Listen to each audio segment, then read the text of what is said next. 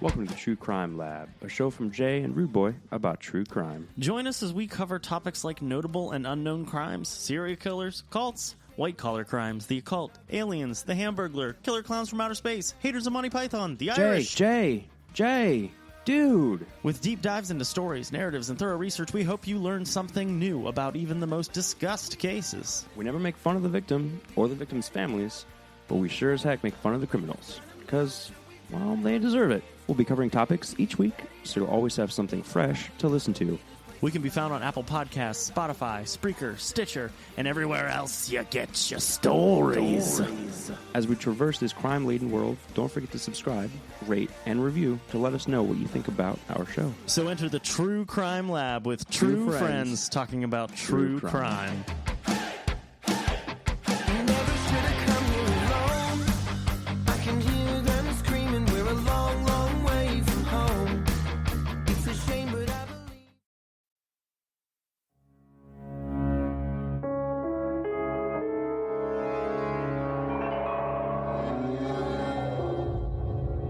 This is True Consequences, a true crime and mystery podcast with stories based in New Mexico in the American desert Southwest.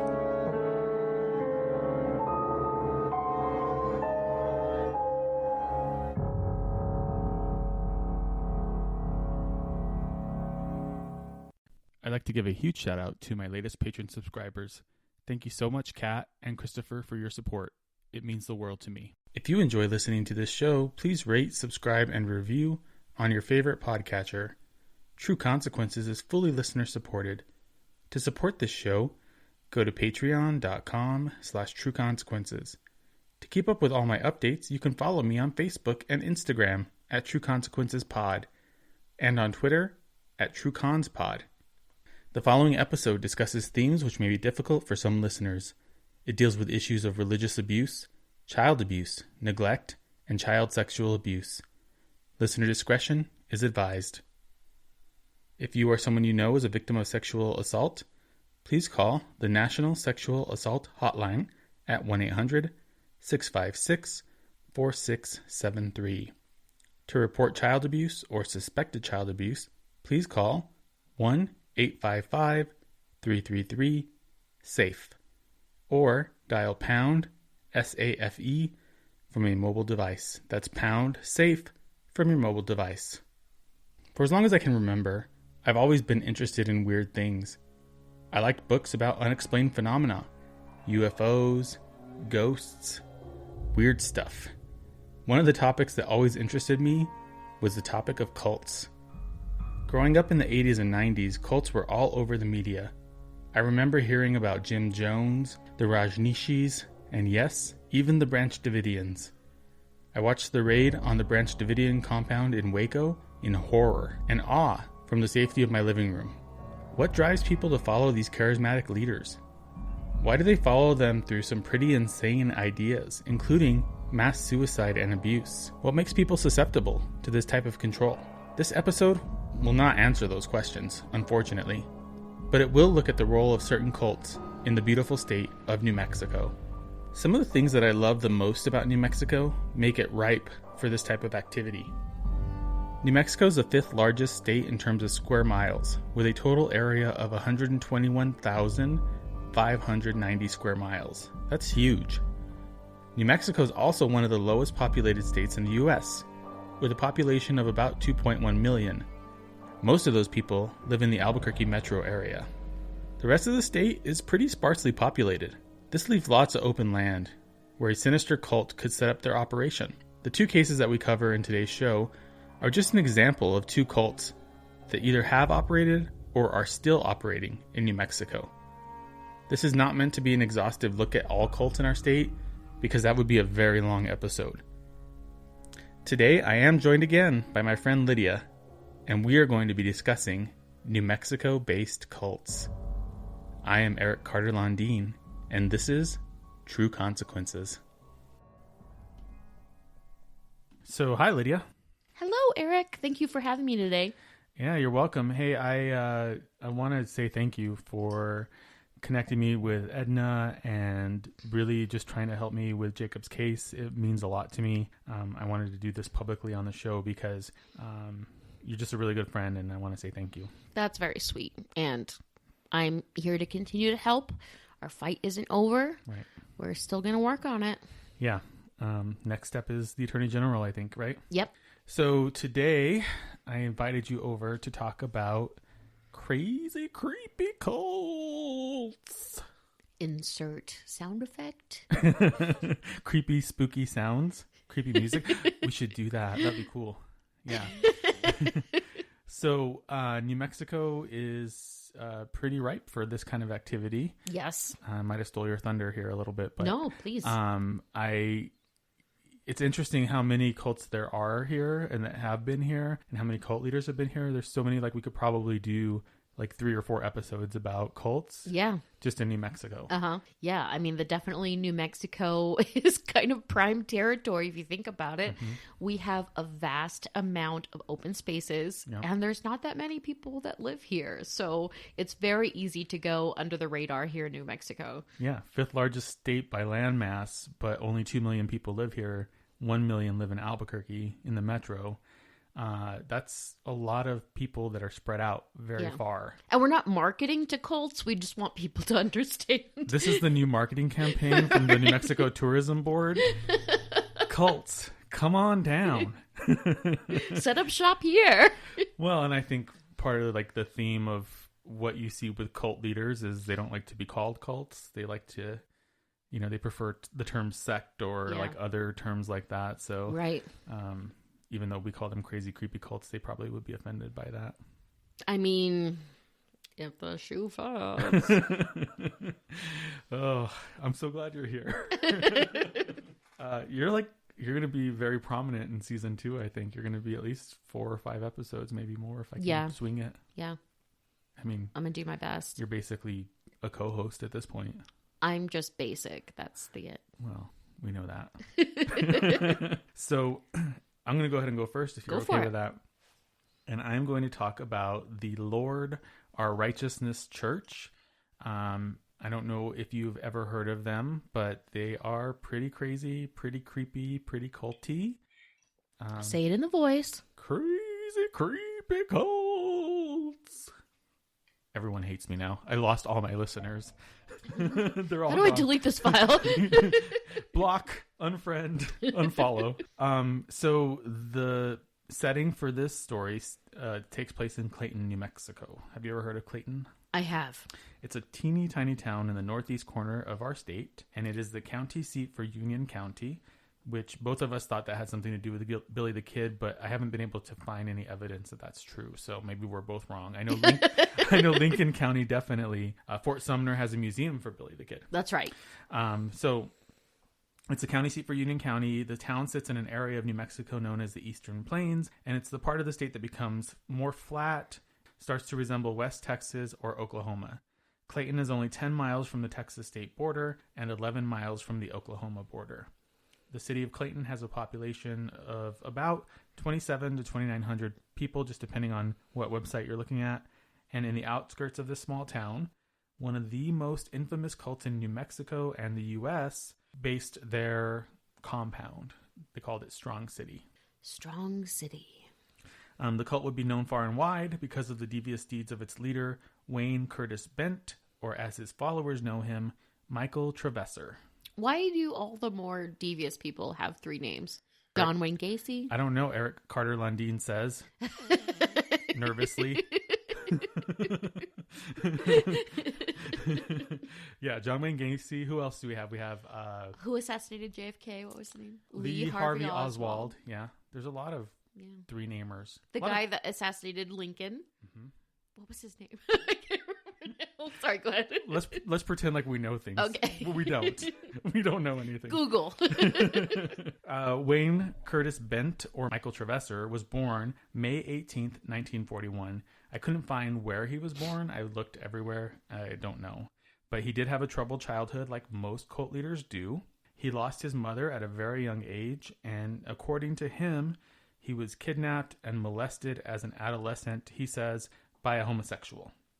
So I know, Lydia, that you're an LMHC, which is a licensed mental health counselor. Correct. So can you talk a little bit about, because I was thinking that the idea of sexual abuse can sometimes be more about power and control and less about attraction, but I think you said there is some of that attraction involved in it as well. Yeah, and so we can only really go off of reports of people who self-identify as, essentially child molesters. And they have shared that although they themselves may have been abused in the past, that as adults, they do say typically that they have sexual attractions to children. Yeah. But you talked about him identifying his abuser as a homosexual. And I just want to highlight that is often used as a scapegoat. Homosexuality is often used as a scapegoat for those who perpetrate against children as a way to somehow explain the abuse. And those are two separate things. And the DSM used to identify homosexuality as a mental health disorder. But obviously we know now that is completely not true. Those two things are not the same thing. You can be gay and you don't molest children, a lot of people, so I just want to make it very clear that is a common scapegoat of people who already hold anti-LGBTQ sentiments, is that they try to say that they are somehow more deviant or more likely to be deviant. I think some of the themes that you see with cult leaders, and this is just me being an armchair expert, not really somebody who's been educated formally in mental health, but you do see a lot of narcissism in those types of people, and in abusers in general. I think you see some of that narcissistic personality disorder. This is just me saying things that I know nothing about. No, I think you're absolutely right. I wouldn't be surprised if a lot of them, if they were to actually submit to a diagnostic, biopsychosocial exam, whether or not they are diagnosed with narcissistic personality. And so a personality disorder is very different than, say, for example, your depression or right, it's viewed very differently and very difficult to treat. Sure. So I wouldn't be surprised if they had narcissistic tendencies or oppositional defiant tendencies where they distrust authority figures. And maybe, like you said, it goes back to their past of where the authority figures failed them when they were children. Yeah, absolutely. So that was a nice little rabbit hole. Thanks for going down that with me. I'm just going to carry on with his story. In adulthood, he became a Seventh-day Adventist preacher and was divorced twice. And in the late 80s, he denounced his faith and decided to forge his own path. He said, "I began to hate life and see most human beings as disgusting in their lusts and their behaviors." He brought several members of his church with him, and they settled in Idaho for nearly a decade. It was then that Michael moved the entire organization to just outside of Clayton, New Mexico. And again, like I said, they named their compound Strong City. It was just a bunch of trailers on a dirt road. Let's be honest about that for a second. It's not really a city. Well, I mean, I can't judge. We're from Socorro. That's you just described Socorro. I mean, that's my neighborhood that I grew up in, basically. That's where I live now, basically. According to Michael, he had a spiritual experience in June of 2000. He states that he was sitting in his chair in his living room, and he claimed that God said to him that he was the Messiah. Naturally. Right. He says, and I quote, "I am the embodiment of God. I am divinity and humanity combined." God saw that trailer and was like, "This is my guy. This is the dude. I want this guy." Number one sales. Right. I mean, that's how it works. Yes. Shortly after this is where it gets kind of weird. Two women in the cult came up to him of their own will, allegedly, and claimed that they both wanted to be with Michael sexually. Allegedly. Not just that, but God had commanded them to do so. God's like, you better sleep with this guy or else. Why does God sound like an office manager? He's Michael Scott. Oh, no, he's Toby. He's Toby. I mean, I don't know which God they're talking to, but that just seems a little out there to me. Absolutely. So, get this. Michael then approached their husbands. Yes, they were married already, and convinced the husbands that it was God's will that these two married women be with him now. That takes some cojones. Yeah. Like, he took those huevos and was like, y'all. Hey, I can't do anything about it. This is what God said. God told me. So you're going to be mad? He actually did say this. If you're mad, take it up with God. Put it in the suggestion box. Just say a little prayer. Tell God how mad you are. I'm going to go bang your wife. Say a little prayer for me. Don't do that ever again. Forever Stop. and ever. Stop. You stay in my heart. Oh, and there's the rest of my listeners leaving now. So Michael, Because they're so happy. Shortly after this, Michael dissolved all marriages within the cult. Members were expected to change their names and give everything that they owned to the cult. Naturally. I like how he just walks in like, your marriages are dissolved. They no longer exist. Yep. This is my legal authority. Your wife is my wife now. Yep. God said. Peace out, homie. You want to take it up with God? Yeah. HR. Yeah. Call HR. Call Toby. Call Toby. Call Kelly in customer service. Hi, this is Kelly. People who don't watch The Office don't know what we're talking about. And they hate us even more. Yeah, that's okay. So children were not allowed to attend school, as Michael said it would be a bad influence on them. Aside from cult indoctrination, there was no formal education for the kids in this cult. No book learning. None at all. Did they go visit the giant life-sized ark, though? I couldn't find anything that said that, but maybe. Okay. Yeah. It was really sad because one of the boys in one of the documentaries I watched, he was making all these like models of the planets out of clay, and they were really good. They looked pretty close to what the planets actually look like. The interviewer asked the kid, he's like, so if the world's going to end, which I haven't gotten to that part yet, but basically they believe the world's going to end, then isn't it kind of pointless to spend time learning about the planets? And you could actually like watch the kid's brain breaking in front of your eyes. It was really sad. He was like blinking a few times and he just sat there quietly and he's like, yeah, I guess it is kind of pointless. And then like you could just see like all his hopes and dreams shatter. It was really sad. Oh my God. It was really sad. It was heartbreaking. Yeah, it was horrible. Felt really bad for this kid. And See, don't learn about science. I'll continue. Science is the devil. I'll continue to tell you how sad his story is. It's really a horrible story for that boy. So eventually Michael would take several wives from his followers, including the wife of his own son, Jeff. Right. And in one heartbreaking moment, you can see in the documentary I watched, which is going to be in the show notes, that Jeff seems completely heartbroken as Michael's describing to the interviewer about consummating with his wife several times. Wow. And the worst part about this too is Jeff is still like Team Michael.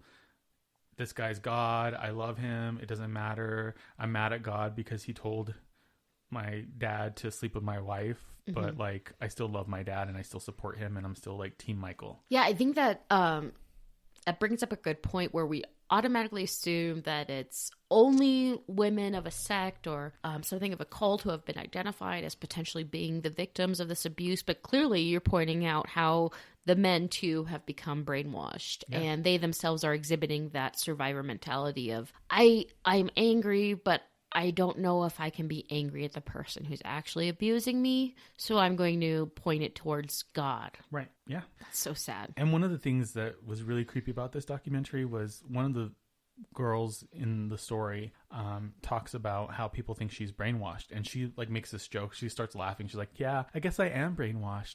Michael brainwashed my brain of all my impure thoughts. Did she have like cackling, hysterical, crazy laughter? No, but she had like crazy eyes and a super crazy grin. Yeah. Okay. Yeah. They all had that kind of... He washed my brain. I mean, talk about...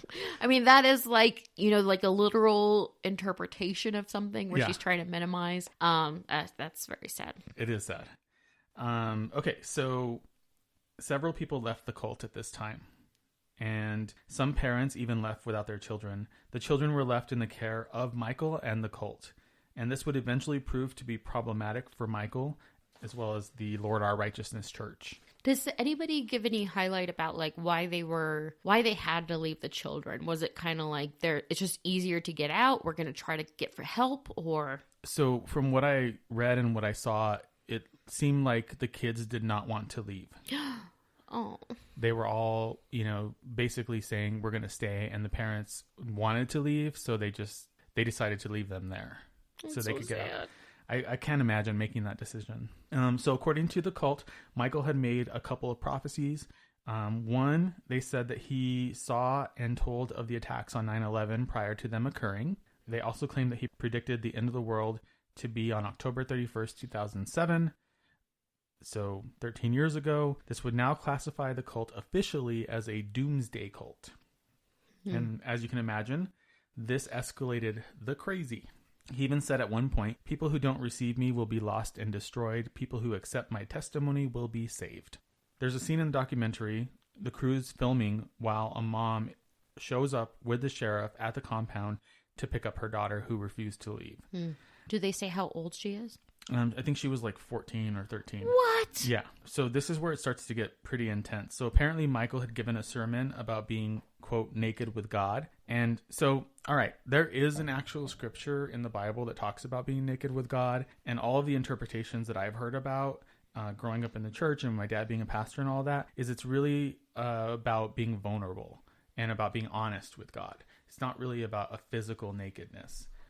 But you can imagine How people can manipulate that, take it out of context, interpret it into a different way. And for so their benefit. It starts with one teenage girl approaches Michael in his trailer and says, I've been thinking about your sermon and I want to lay naked, physically naked with you. Like she's describing it, she says, he sat there quietly for a moment and considered it. And then he said, okay. So she's like 15, takes off all her clothes, lays with him, skin to skin. From this, more and more of the girls start to do this with him. Hey. According to Michael, he just held them. He didn't do anything sexual with them. But in one interview, he talks about treating the girls with the same respect as an MD. He says, quote, people are naked with their MD all the time. And their MD even sticks their fingers into women's sexual parts. End quote. Insert vomit here. Yep. That's disgusting. Wow. That's a stretch, bro. Like, you are comparing yourself to a medical doctor, and that relationship is somehow more nefarious than what you were doing with these little girls. Yeah, no, thank you. Well, I think it says a lot about his mental state that he equates that with sexuality, like in his mind. I mean, I don't know that he does, but it seems like that's what he's doing. And yeah. It seems like I'm healing them. Yeah. It's a gentle healing touch. It's not an old ass dude embracing a naked teenager. Yeah. What a creep, right? One of the crazy things he did was he announced that he would require 7 virgins to conduct a ceremony that would help usher in the end of days. Why are virgins always necessary for like these events? I don't know. Like, you get virgins in heaven. You need virgins to bring about the end of the world. You throw a virgin in a volcano. Yeah. I think that God really likes virgins, maybe? I don't know. I mean, has anybody asked him? No. Let's talk to Toby. Get Toby on the phone right now, you guys. Okay. So after this, the rest of the underage girls proceeded to lie naked with him, including the girl who was picked up by her parents and the sheriff. So she had done this before they picked her up, which is why they picked her up. One girl even asked Michael to be naked with her, and several of the girls claimed that they felt that God wanted them to have sex with Michael. And I really think, I'm sorry to interject, No. Eric. I really think it's important that even though, the way it's reported is that it's the girls kind of initiating this contact, I really want listeners to keep in mind that they have been brainwashed, they have been manipulated. These are not ideas that they just came up with out of the blue. This is after being years exposed to this guy. Yeah. Years of grooming, really, Right. is what it is. One girl claimed that she would kill herself if he didn't have sex with her.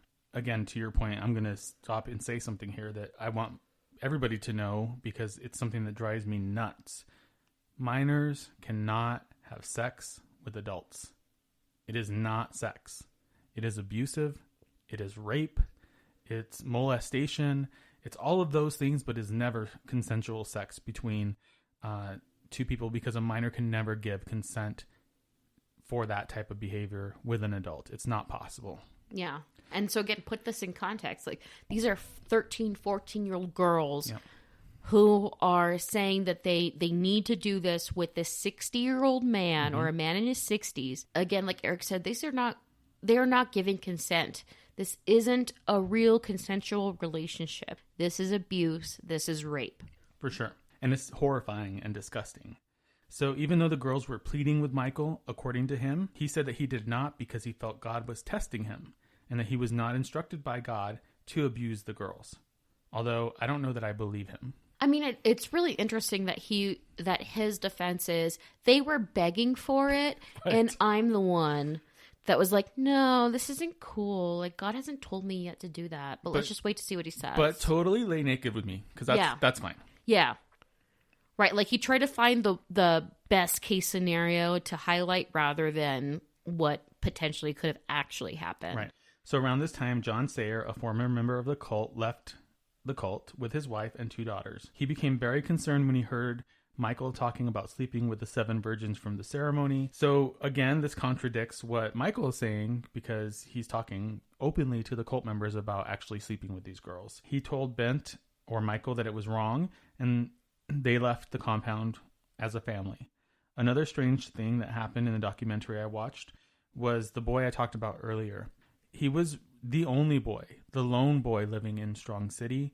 His parents had left without him, and he was living alone in a hut. So it seemed like the girls were all involved in the community, and they were all like walking around together with everybody, with the adults and everything. But this boy was kind of isolated off by himself, off to the side. It was really weird. Yeah, I mean, I think about like the FDLS movements, Yep. Those branches off of like the Mormon sects and Yep. stuff, where the teenage boys are isolated from the teenage girls. Almost, from what I've read, is that because the leaders believe those teenage boys are a threat to their potential budding relationships with their soon-to-be wives. So I'm wondering if that was like the same dynamic. Again, this is just hypothetical. I don't know. It could be. I mean, it was very striking to me that he was just left alone by himself. Right. He was the same age as my son. Right. Just go figure it out, dude. Peace out. Okay, so it was almost like the boys were not wanted or needed in Strong City, and eventually his mom came for him and his sister. And Michael told them not to resist, as they would be reunited once again when the end of days came. He also encouraged the teens to have their mom sign over custody to their grandparents, who were still in the cult. The boy's sister went on a hunger strike at her mom's home and nearly starved herself to death in protest. Jeez. Which eventually resulted in the mom caving in and signing over custody. Oh my God. So just sending her right back to this disgusting guy. But I can't even imagine what I would do. I don't want to blame her, because I don't know what kind of situation or what kind of pressure she was under, but it'd be really hard for me to do that. Yeah. I mean, she's like, well, you're either killing yourself, Yeah. or I send you back to this perpetrator. Right. What do you do? I don't even know. I wouldn't have an answer. It says a lot to the girl's state of mind too, and her being completely brainwashed into this ideology that this is what she needs in her life. She'd rather die instead of being kept away from him. Yeah. Weird. So Michael was convinced again that after midnight on October 31st, 2007, there would be a huge change of body, as he described it. He said that his physical body would cease to exist and he would become a different body, and so would his followers. So he kind of changed it from the world's going to end to a more metaphysical kind of statement, which was strange. And you could really interpret that several ways, but it seemed like he was being purposely vague. So he never specifically said, this is what I'm going to turn into, or I'm going to turn into an angel or an alien. Be a butterfly. Right, a butterfly, yeah. I'm just going to look a little bit different. I might have highlights next time you see me. I might not have a beard next time. Yeah. You don't know. You don't know. It's up to God. I might wear different glasses. Yeah. Might be wearing a blue shirt instead And of a if white it's different, shirt. then I've proved the prophecy. Then you're right. Yep. That's kind of ingenious if you think about It's it. really smart, yeah. In a chilling scene, journalists are there on the night of the 31st, and they aren't allowed to be on the compound, but they're kind of on the road off to the side of it. And they watch all these cult members leave the compound, and they're all like screaming and chanting and laughing and hollering. And there's like trumpets blaring in the background. They're there until after midnight. And then it's like, oh, just kidding. Nothing happened. The world didn't end, you guys. You know, it's interesting that you bring up like kind of this delirious behavior that they're exhibiting, which sometimes you'll see when people have been, like praying for 48 hours nonstop with no break, no water, no food, and you become delirious. So that's kind of what it sounds like. Yeah. And I mean, the world didn't end then, but Wait, what? but it seems Say what? But it seems like it is ending. right now. Well, now, because So, you know, the end is nigh. he was only 13 years off. He really wasn't that far off. Round it up. Yeah. His math was a little bit, maybe he didn't carry the 3. Okay, yeah. I mean, he was using an abacus. Right. We all know how difficult an abacus can be. Maybe he was trying Common Core math and he didn't know how to do it. I don't know how to do it. Did you see that meme about, it was like this parent and a kid, and the kid's like, I don't get this, and the parent's like, I don't either. Unfortunately, you go to a really shitty school right now. And so did I. And that's like a stab at, you know, homeschooling during COVID-19. During COVID.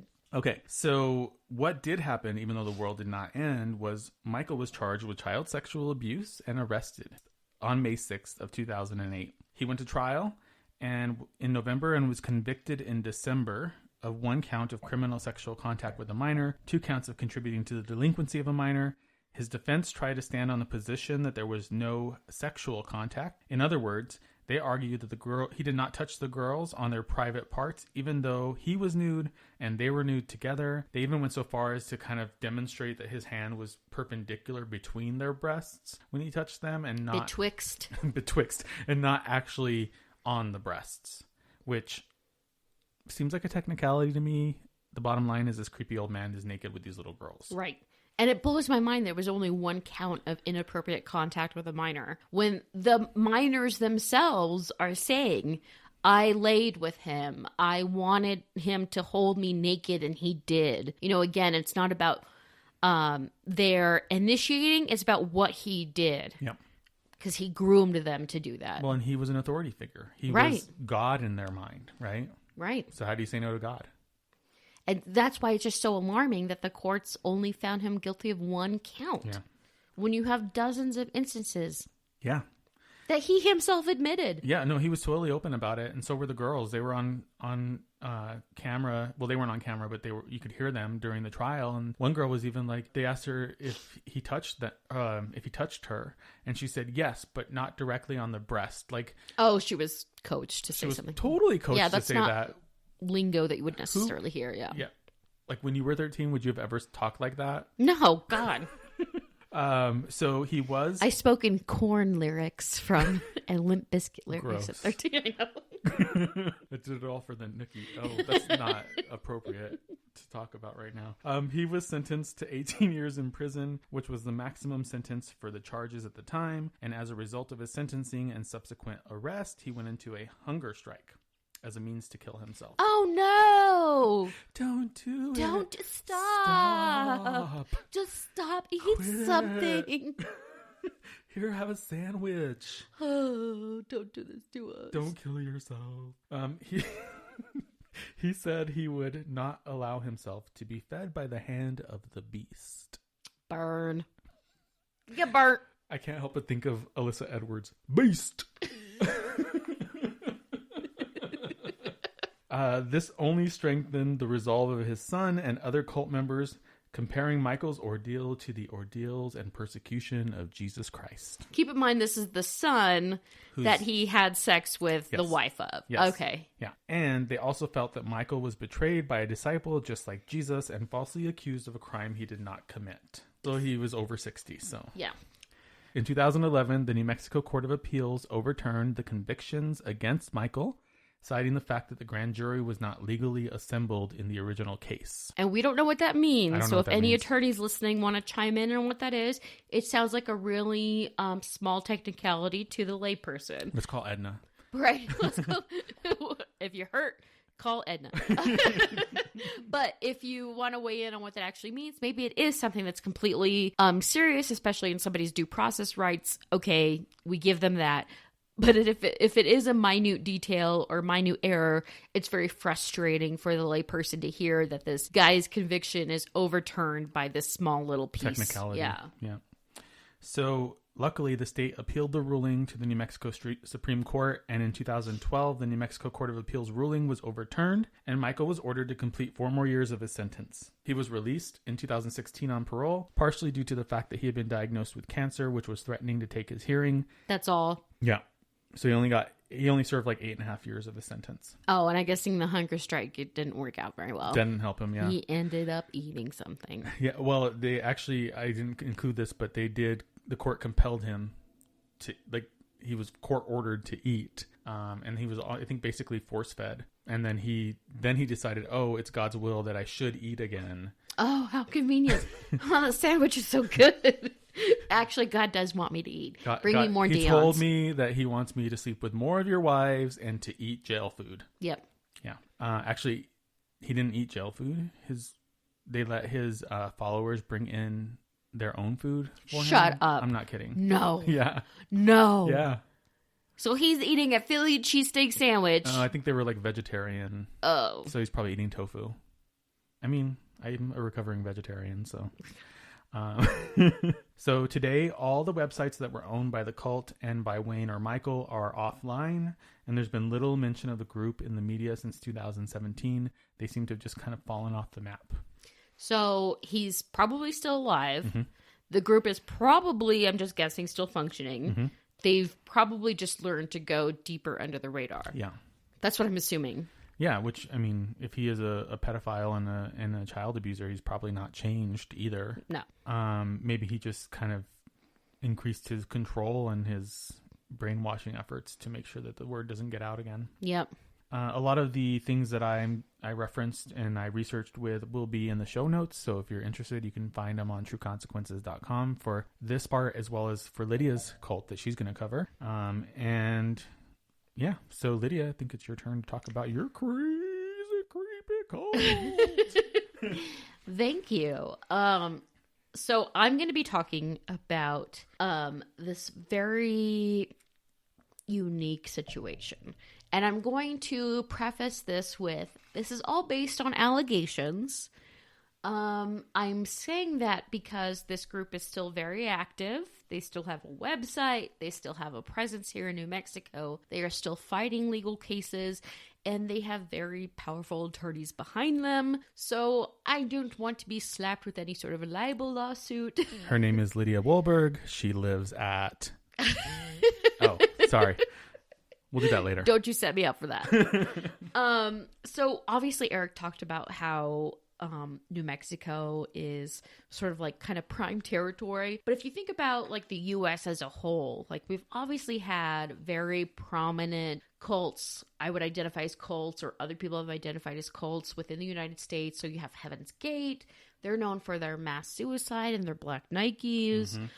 Branch Davidians, kind of connected to a little bit of what Eric just talked about. Eric, how was that connection? Oh, because David Koresh was a Seventh-day Adventist, and so was Michael Trevesser. There you go. Boom, roasted. But like, I'm not going to say that Seventh-day Adventists are prime for generating cult leaders. There's just that connection with David Koresh and his group. And obviously we know the disastrous raid in Waco. Obviously the U.S. was home to Jim Jones, the People's Temple. They actually started in Indiana, also known for our Vice President Pence. I'm not saying there's a connection. I'm just pointing that out. Leave your political bullshit outside, Lydia. Okay. This is a political free zone. And obviously, the People's Temple and Jim Jones led to the massive suicide in Jonestown, Guyana. You also know that like an elected official was assassinated when they tried to go and interview people at Jonestown. Yeah, I heard that. Yes. That's a crazy story. Totally crazy. But anyway, back to New Mexico. So obviously, we could be a good home base for cults. This isn't a recruiting ad. We're just pointing out the obvious. Lots of land, not many people, lots of people living off grid here. Yeah. It's a common thing. Well, I mean, what would the hashtag look like from the tourism board? Like, instead of NM True, it'd be like NM Cult. Yeah. Cult as you are. Cult as you are. Go away. Okay. Oh, wait. Nirvana's going to sue us now. Her name is Lydia Wohlberg. So I'm going to talk today about a cult who actually ended up settling here in New Mexico, near Gallup, New Mexico. And so this cult may not be well known, but they're still definitely important, and they're still very active, and they have a lot of current litigation going on. May not be as well known as the Manson family, but they still allegedly carried out some unspeakable crimes, and they're known as the Aggressive Christianity Missions Training Corps. So they started around 1981, 1980 in Sacramento, California, and their original name was Free Love Ministries. That sounds nice. Yes, right? Sounds innocuous, safe. Sounds like Woodstock. Right, Woodstocks.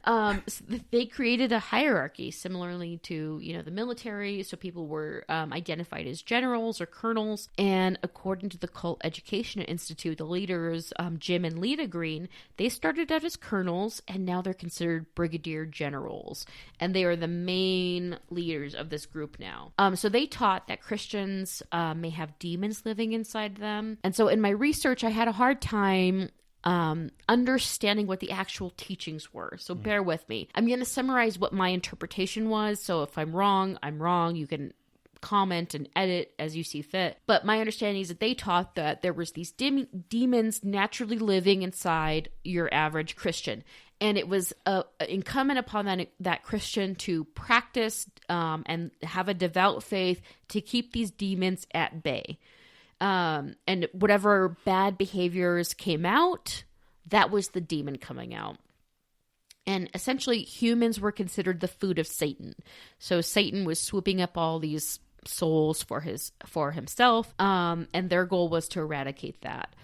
And that they were God's army. They were here to annihilate anybody who was a threat to their preachings, to God. So sounds pretty chill. Yep, super chill.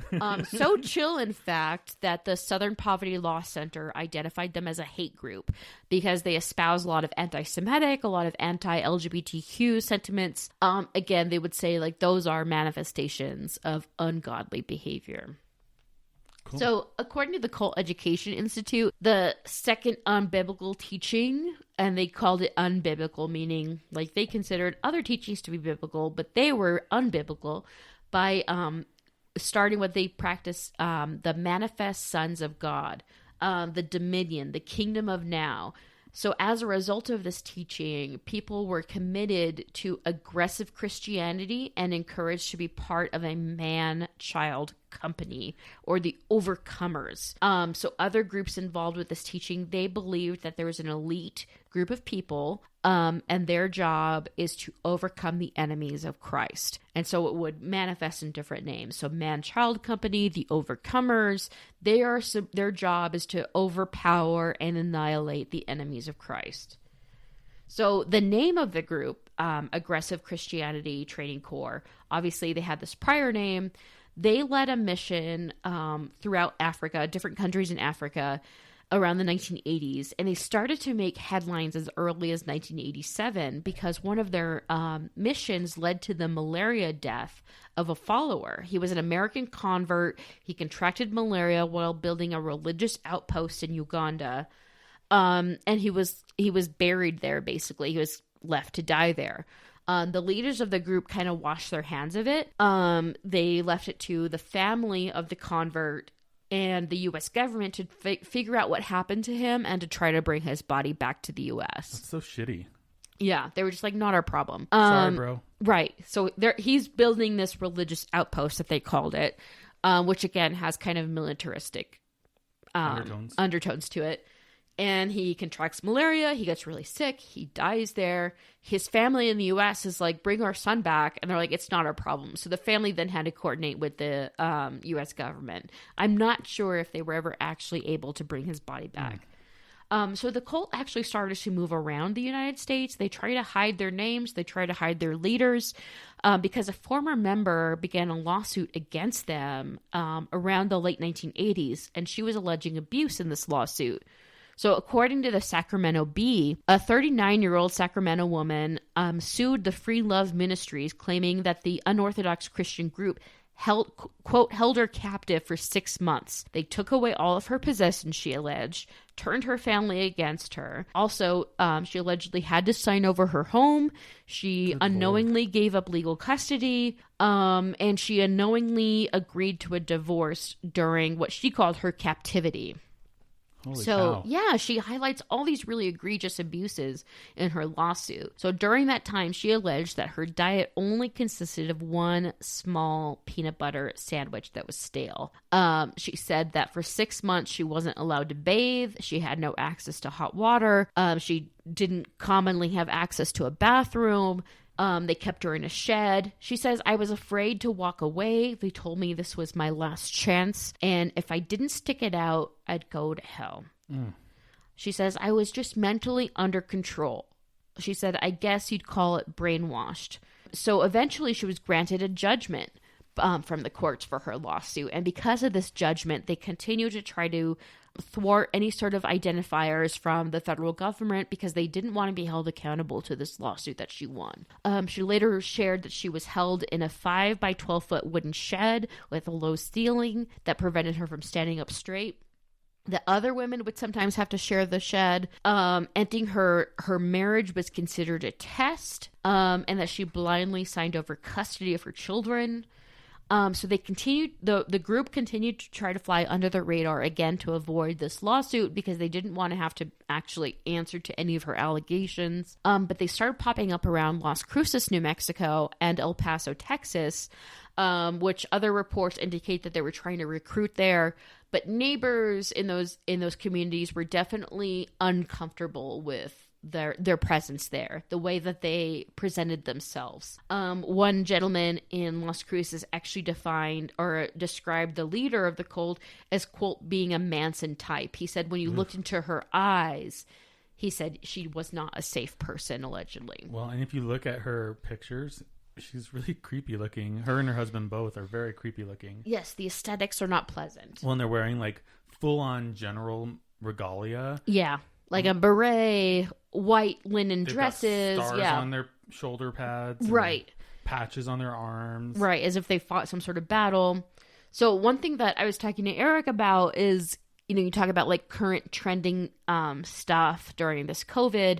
A lot of people are staying home and watching Netflix, and I got sucked into the Tiger King. I haven't watched it yet. Oh, okay. Well, it's pretty good. But one of the women that they interviewed, she was an employee of a large cat zoo in Myrtle Beach, and she describes cult-like behavior. And it really struck me because I was thinking it's so easy for people from the outside to maybe say, like, well, why would you endure that? Why would you put up with that? Yeah. Why don't you just walk away? And I think this woman really summed it up pretty perfectly in this documentary, Tiger King. So she was working at this large cat zoo in Myrtle Beach, and under the control and employment of this guy who identified himself as a doctor. He is a white guy, but he took on the name Bhagavan Antle, some sort of like mystical Indian name. And Bhagavan means Lord. Right. So basically, to paraphrase what she said, sure, they tell you can leave at any time. You're not locked up. There aren't any chains keeping you there. But there's other invisible, countless ties that keep you there. And that's what makes it so hard to leave, right? Your finances are incorporated into this group. Your psychology is incorporated into this group. Your support group. Your identity. Right? Like typical abuser identity. They tear you down and build you up into what they want. Yeah. And again, it goes to the blaming the victim, right? The idea of why don't you just leave? You're the one that's still there. Right. This is your fault. Right. Yeah. You asked for it. Right. So I really think that she summed that up really perfectly. So going back to the aggressive Christianity cults, so they're allegedly, well, their name is the aggressive Christianity. They don't go by the name cult, though, allegedly. So around the year 2000, CYFD here in New Mexico I'm going to cut in. It's called the Children, Youth, and Families Division, which is our office that handles child abuse cases. So it would be similar to a CPS in another state or whatever they call it in wherever you are. Perfect. Thank you. No. Sorry, not sorry. So around 2000, they attempted to remove children from this compound in Gallup because they received reports of sexual and physical abuse. So one thing that I thought was so surprising when I was looking at the research is that local law enforcement in that area, so local sheriffs, local state police, They thought that the report given to CYFD came from a woman who they considered to be not trustworthy. And this goes back to what I believe, what Eric believes, is listen to survivors, listen to victims. Again, it's like a statistical anomaly for there to be a false report. It happens so rarely that it's almost unquantifiable in terms of statistics. Yeah, absolutely. So according to the Albuquerque Journal from February 2000, former police officer Darren White interviewed an unidentified woman who claimed in his reports that children in the sect had been sexually abused and were being intentionally burned. And so this interview was the basis of CYFD's investigation. But for local law enforcement, they thought the allegation was flimsy at best. So they said, quote, none of these allegations have been confirmed. State Police Captain Glenn Thomas of Gallup, referring to the woman's allegations, they're taking it from a witness who is shaky, he said. What does that mean? I don't know. I guess that they're saying she's not trustworthy.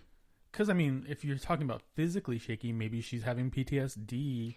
I think they meant like personality-wise. Okay. I think that they later highlighted that they considered her a transient. They said that she had made several other reports. So this bullshit again. Right, that old card, yeah.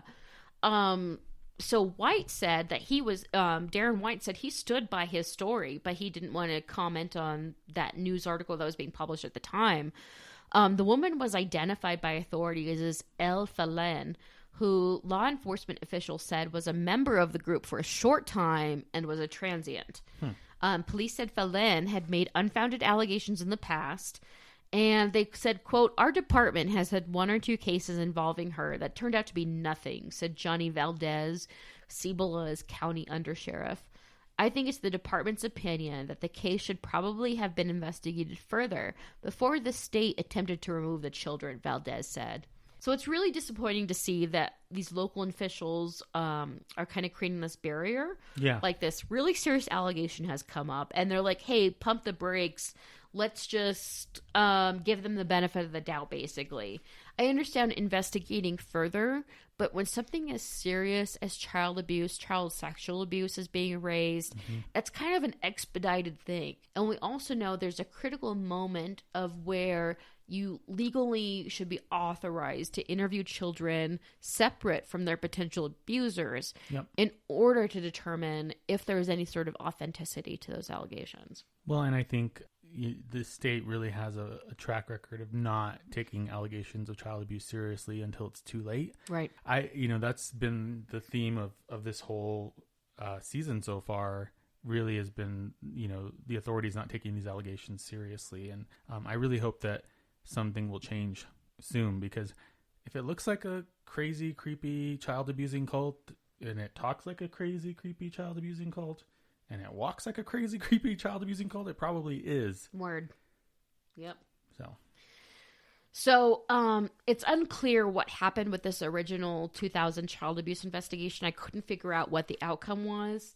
But the group pops up again on the radar around 2005 when the main leaders, the main generals of the group, Jim Green and his wife Deborah, apparently got into some sort of scuffle with two other members of the group. And it's alleged that Jim threatened to kill his wife Deborah and that he beat two other members with a cane. Wait, he threatened to kill his own wife? Yes. Yeah. So completely stable guy. Completely stable. And so Jim Green is arrested, but according to a sergeant with the Cibola County Sheriff's Department, there's no evidence of any criminal activity by the aggressive Christians, and Green has always been cooperative with authorities. Okay. Right. So according to the Albuquerque Journal, Green was released. He apologized to the members that he allegedly beat, and everything was hunky-dory. Hey, bro. Sorry I kicked your ass. Yeah. We good? Yeah, we good. Hug it out. So apparently everything was hunky-dory. According to local law enforcement, the Albuquerque Journal again highlighted what I perceive as a blatant indifference by law enforcement. They said, quote, the group claims to be devoted to the Bible. They're vegetarian. They model themselves off of the Salvation Army with an aggressive commitment to mission work, taking in troubled people who want to change their way of life. So basically a crazy, creepy cult. Right. Definition. And that's coming from the Sheriff's Department, Sergeant Harry Hall. Was he like a member of this cult? Not that I'm aware of. So Hall told the paper that in the 5 years of dealing with the Greens and the Christian group, the only problems they ever had were people attacking them. And people vandalizing their property. Y'all, they just love Jesus. Y'all, they just want to help. They want to make the world a better place, y'all. They want to abduct people who are vulnerable and take them in. They're changing lives and each and every day. Them, y'all. It's okay, y'all. Yeah, essentially. I mean, that's crazy. That's back in, again, 2005, 2006. So let's fast forward now to 2007. Oh, end of the world. Right. So again, the cult leaders, Deborah and her son-in-law, Peter, in 2017, they're indicted on child sex abuse charges, according to the New York Post. So members of so this is again by the New York Post. They say members of the military-style Christian group in New Mexico were arrested on what authorities called horrific crimes against children. So Peter Green, the Aggressive Christianity Missions Training Corps in Fence Lake, he was arrested in August of 2017 on 100 counts of criminal sexual penetration of a child. Deborah Green, his mother-in-law, and her husband, James Green, were the generals of the sect, and Deborah was charged as well. And again, just a reminder that for a long time, the Southern Poverty Law Center was identifying them as a hate group. Deborah Green and another member, Stacy Miller, were charged with child abuse, bribery of a witness, and not reporting a birth. So one thing to note about Stacy Miller, who's kind of this co-conspirator or other woman charged, is that previously her husband had filed a missing persons report.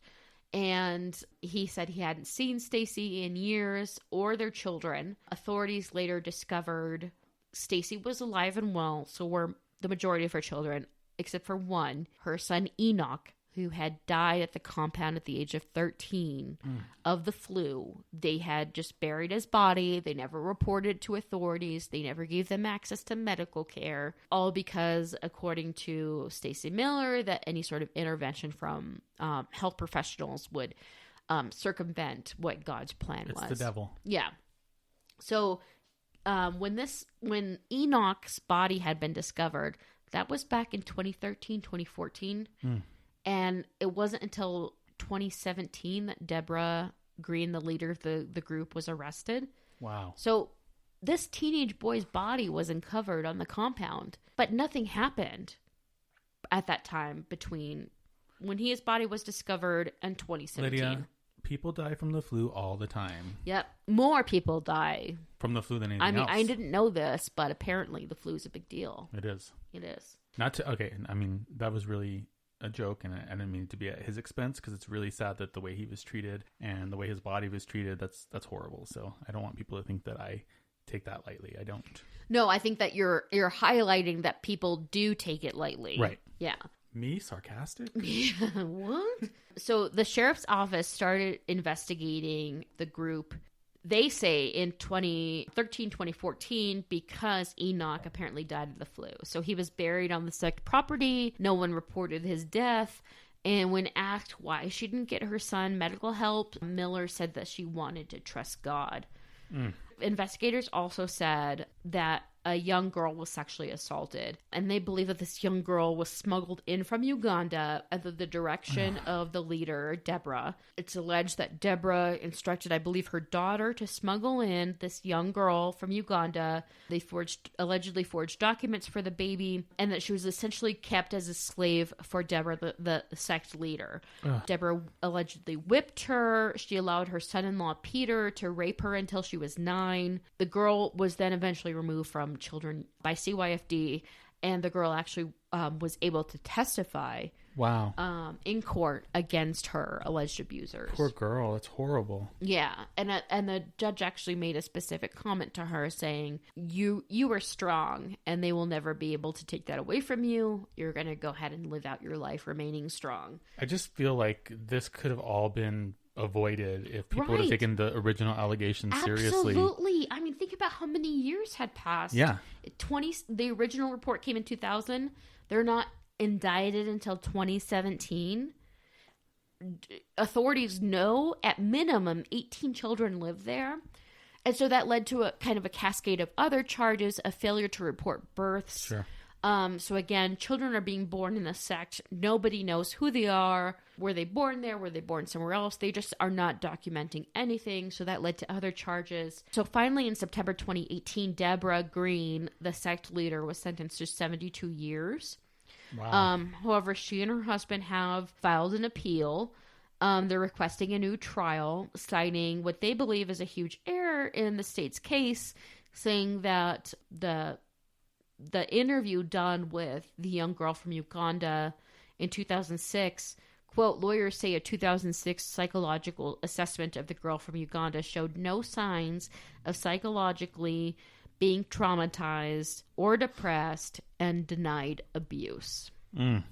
So in March of 2020, which is very recent, Stacey Miller... That's right now. Yes. Stacey Miller was... she pled guilty and was sentenced to 9 years in prison in connection to the death of her son, Enoch. Oh, that's horrible. Yeah. So that's where we're at right now. So right now, the leaders of the sect are actively fighting their sentence, while some of the lower level people have accepted their sentence. And that's why we are a little bit more cautious with this segment, just because this is an active case. Sure. And they're still operating as a religious, quote, organization. Exactly. Their website is live. Oh, there's a lot of information about them online, and I would have never even really known about it until Eric suggested we start looking at this activity in New Mexico, cult activity in New Mexico. Yep. That was a crazy story. I know. And it's still ongoing.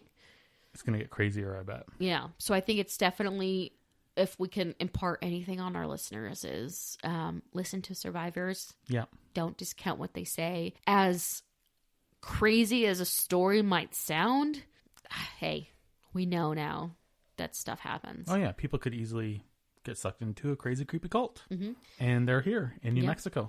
Yep. So I guess I would just say, stay safe, New Mexico. And don't join any crazy, creepy cults. Even though it's easy to here in New Mexico.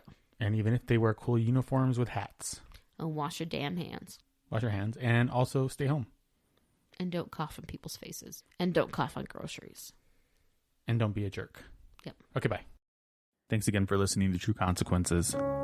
Follow us on social media. On Instagram and Facebook at True Consequences Pod. And on Twitter at TrueConsPod. True Consequences is hosted, written, and produced by me, your host, Eric Carter-Landin. Thanks for listening, and stay safe, New Mexico.